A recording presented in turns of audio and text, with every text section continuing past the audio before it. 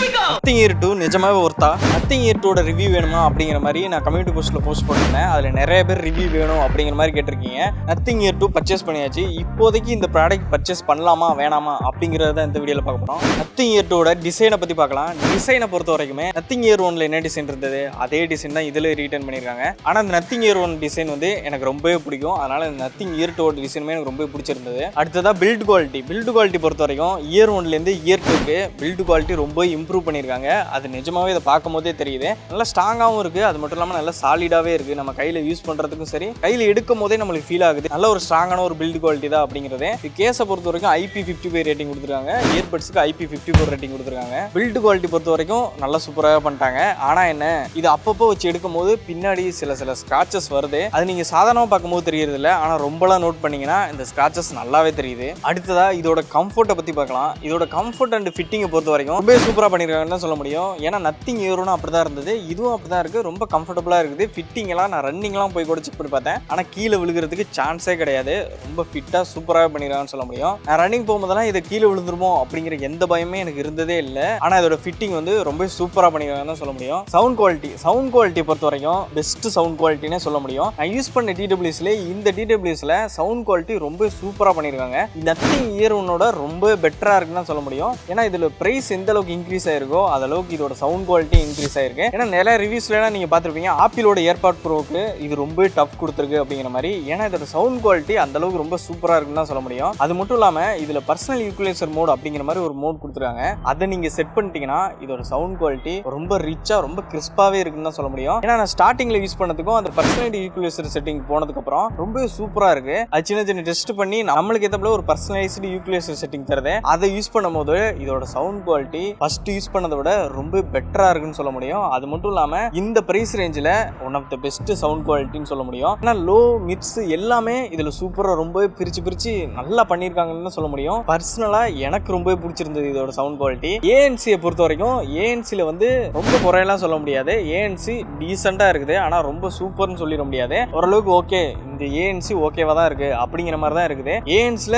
இதுதான் பெஸ்டான டிடபிள்யூஸ் அப்படின்லாம் சொல்லிட முடியாது. ஆனா சவுண்ட் குவாலிட்டியில ஒன் ஆஃப் த பெஸ்ட் டிடபிள்யூஸ்னு சொல்ல முடியும். அடுத்ததா கால் குவாலிட்டி பொறுத்த வரைக்கும் சவுண்ட் குவாலிட்டி எந்த அளவுக்கு சாட்டிஸ்ஃபேக்ஷன் பண்ணிச்சோ அதே அளவுக்கு கால் குவாலிட்டியும் ரொம்ப சாட்டிஸ்ஃபேக்ஷன் பண்ணிச்சுன்னு தான் சொல்ல முடியும். ஏன்னா ஆப்பிள் ஏர்பாட் ப்ரோக்கு இது எதுல டஃப் கொடுக்கும்னா எனக்கு தெரிஞ்சு கால் குவாலிட்டின்னு தான் சொல்லுவேன். ஏன்னா கால் குவாலிட்டி ரொம்ப சூப்பரா பண்ணிருக்காங்க. இப்போ 10,000 ரூபீஸ்க்கு நீங்க ஒரு டிடபிள்யூ சர்ச் பண்ணிட்டு இருக்கீங்கன்னா அதுவும் கால் குவாலிட்டி தான் உங்களுக்கான முக்கியமான ப்ரிஃபரன்ஸ்னா இது தாராளமா நீங்க பர்ச்சேஸ் பண்ணலாம். ஏன்னா அந்த அளவுக்கு கால் குவாலிட்டி சூப்பராக பண்ணிருக்காங்க. அங்கிருந்து பேசுறவங்களும் சரி, நம்ம பேசும்போதும் சரி, நம்மளோட வாய்ஸ் நல்லாவே கிளாரிட்டியா அவங்களுக்கு கேட்குது. அவங்கள்ட்ட இருந்து வர வாய்ஸுமே ரொம்ப சூப்பரா கிறிஸ்பாவே கேட்குதுன்னு தான் சொல்ல முடியும். கால் குவாலிட்டியில நான் எந்த இஷ்யூமே ஃபேஸ் பண்ணதில்லை. கால் குவாலிட்டி ரொம்ப சூப்பராகவே இருக்கு. பேட்டரி லைஃப் பொறுத்த வரைக்கும் ஏஎன்சியோட யூஸ் பண்ணும் போதே உங்களுக்கு 4 to 5 hours தாராளமா கிடைக்குது. அது மட்டும் இல்ல நீங்க கேஸோட யூஸ் பண்ணும்போது 1 டேக்கு மேலே எனக்கு தாராளமாவே வந்ததுன்னு சொல்ல முடியும். எப்படி பார்த்தாலும் ஒரு 30 hours கிட்ட கேஸோட உங்களுக்கு யூஸ் பண்ண முடியுது. இந்த பிரைஸ் ரேஞ்சுக்கு பேட்டரி லைஃப் ரொம்ப நல்லாவே பண்ணியிருக்காங்க. அது மட்டும் இல்லாம உங்களுக்கு ஃபாஸ்ட் சார்ஜிங் சப்போர்ட் கூட இருக்குது. 10 minutes சார்ஜ் பண்ணீங்கன்னா 10 hours வரைக்கும் பிளேபேக் கிடைக்கும் அப்படிங்கிற மாதிரி சொல்றாங்க.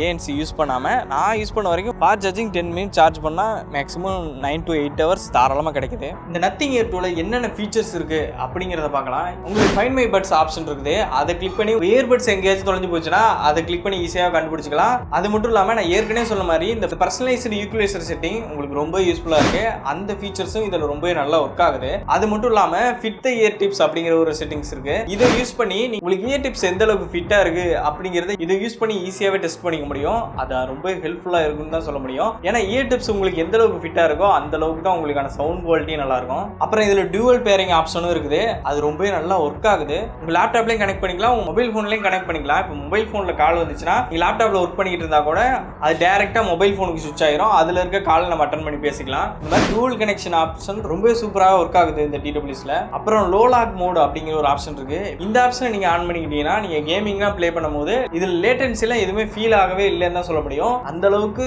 லோ லேட்டன்சி மோட் ரொம்ப நல்லா தான் பண்ணிருக்காங்க. இந்த மாதிரி ஃபீச்சர்ஸ் எல்லாம் இதுல கொடுத்துருக்கோம் அப்படிங்கிற மட்டும் இல்லாம அது எல்லாமே ரொம்ப நல்லா ஒர்க் ஆகுது இதுல.